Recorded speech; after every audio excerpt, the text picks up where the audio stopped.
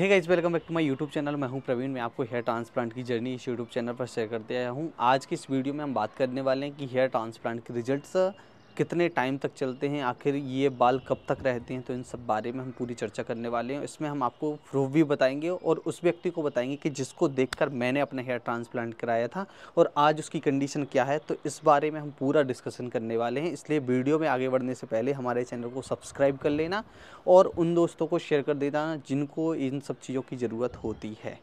तो सबसे पहले मैं आपको बता दूं कि मैंने अपना हेयर ट्रांसप्लांट आज के 3 साल पहले कराया था। 3 साल पहले और अभी की कंडीशन में आपको फ़र्क दिख रहा होगा। और जिन भाई की मैं बात कर रहा हूँ उन्होंने आज उसके और 3 साल पहले कराया था। मतलब लगभग 7 साल के आसपास हो चुका है इनको। मतलब मैं 2018 से उनको फॉलो कर रहा था, ठीक है। 2018 में इन्होंने एक वीडियो डाला था जिसमें उन्होंने बताया था कि भाई नेल रबिंग करो, नेल रबिंग से बाल आ जाएंगे। तो मैंने कुछ टाइम तक उसको फॉलो किया। फिर उसके बाद उन्होंने सारे ऑयल वगैरह, तेल, जितना भी जो झंझट होता है, ऑनियन जूस वगैरह, ये सब चीज़ें, तो उनको सब यूज़ किया। मैंने भी वैसे ही यूज़ किया। तो मेरी तो कंडीशन उतनी ख़राब नहीं थी, बट उनका बहुत ज़्यादा हेयर लॉस हो चुका था। तो उन्होंने अपने हेयर ट्रांसप्लांट कराया। तो उनकी पहले फ़ोटो देखिए कि भाई ये वीडियो था उनका पहला। और इसके बाद जब वो हेयर ट्रांसप्लांट कराते हैं तो उन्होंने अपनी जर्नी बहुत ईमानदारी से शेयर की और उन्होंने सब कुछ शेयर किया। मतलब शुरुआत में तो उन्होंने नहीं बताया कि मैं किस क्लिनिक से कराने वाला हूँ। जब उनका रिजल्ट आया तब उन्होंने बताया।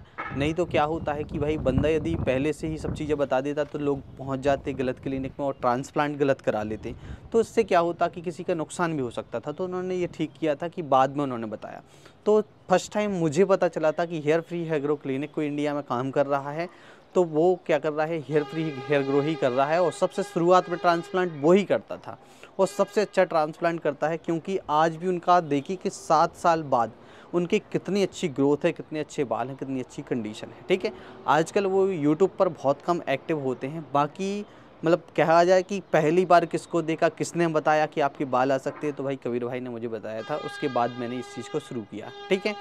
तो अब मैं आज मैंने जैसे मेरी जो जर्नी स्टार्ट हुई थी तो सबसे पहले क्या हुआ कि उनकी वीडियोस को देखा था मैंने। फिर वीडियो देखने के बाद मैं कहाँ पहुँचा, उनकी जो ब्रांचेस हैं उनकी ब्रांचेस का मैंने पता किया। फिर मेरे पास में जो ब्रांच थी, भोपाल ब्रांच, मैंने वहाँ से अपना हेयर ट्रांसप्लांट कराया, ठीक है। तो ये कुछ था जो उनका मैंने 7 साल का आपको बता दिया और मैंने अपना बता दिया कि मैंने कैसे क्या किया, ठीक है। इसके बाद मैं आपको बता दूं कि देखो, हेयर ट्रांसप्लांट के रिजल्ट्स बहुत अच्छे हुए रहते हैं। क्योंकि आपको बस मेंटेनेंस करना है, मिनॉक्सिडिल और जो क्या कहते हैं कि पीआरपी करानी होती, तो वो सब कराते रहो टाइम टू टाइम, कोई दिक्कत नहीं आती कभी। और ये जो कबीर भाई हैं इन्होंने भी बहुत अच्छे से अपने हेयर को मेंटेनेंस रखा है। तो 7 साल में कुछ भी नहीं बिगड़ा, मतलब कि उनकी कंडीशन वो ही है सेम, ठीक है। तो यदि आपको ऐसा लग रहा है कि हेयर ट्रांसफर भरोसा नहीं है तो आप इनके चैनल पर विजिट कर सकते हो। भाई मुझे कोई प्रमोशन का डर नहीं लगता कि भाई को फ़ायदा हो जाएगा। यार उससे मुझे फ़ायदा हुआ तो मुझे तो एक बार उनके लिए वीडियो बनाना था तो मैंने बना दिया, ठीक है। अब ये है कि आप अपना हेयर ट्रांसप्लांट कराने का प्लान कर रहे हो तो सबसे पहले मैंने क्लिनिक का बता दिया कि हेयर ग्रो इंडिया में बहुत बेस्ट काम कर रहा है, तो कोई दिक्कत नहीं है। दूसरी बात, यदि आपको ऐसा लगता है कि जैसे मेरा आपको रिजल्ट अच्छा लग रहा हो, तो मैं कहीं ना कहीं स्केचिंग करता था और मुझे पता था कि मेरी हेयर लाइन कैसी होनी चाहिए। तो ज़्यादातर लोग मुझे क्यों बुलाते हैं सर्जरी में कि आप आ जाइए। तो जैसे ही मैंने अपनी हेयर लाइन को ड्रॉ करवाया कि कभी कोई पकड़ ही नहीं पाएगा कि मैंने अपना हेयर ट्रांसप्लांट कराया था। तो ये सारी चीज़ें हम चाहते हैं कि मतलब कोई भी पेशेंट चाहता है कि भाई हम उस सर्जरी में पहुँचें और अपने अकॉर्डिंग हम हेयर लाइन को ड्रॉ करवाएं। वैसे डॉक्टर तो बहुत परफेक्ट बनाते हैं, उनके लिए उन पर तो कोई शक ही नहीं है। कभी कभी किसी को लगता है कि भैया आपकी जैसे ही मेरी हेयर लाइन होनी चाहिए, तो ठीक है मुझे बुलाओ, मैं आऊँगा और मैं आपकी सर्जरी कराऊँगा, मुझे कोई दिक्कत नहीं होती। क्योंकि ये लगता है कि यार ये तकलीफ़ जो मैंने भोगी है वो शायद है कि कोई नहीं समझ सकता।